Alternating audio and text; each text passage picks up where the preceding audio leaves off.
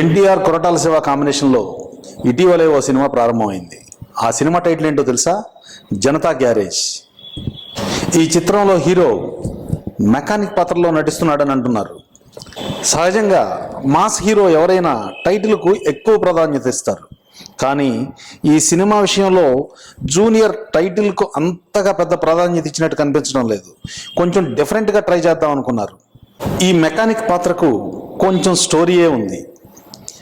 Mechanic పాత్రలో ఎన్టీఆర్ అశోక్ సినిమాలో నటించారు. అది అంతగా ప్రజాదరణ పొందలేదు.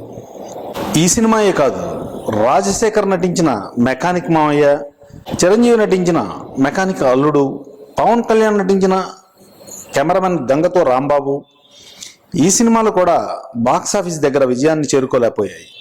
అందుకే ఎన్టీఆర్ అభిమానులకి టెన్షన్ అంతా. ఇక్కడే అందరూ ఓ సినిమాని మర్చిపోతున్నారు. మెకానిక్ పాత్రలో సూపర్ హిట్ అయిన సినిమా ఒకటి ఉంది. ఆ సినిమా ఏంటో తెలుసా?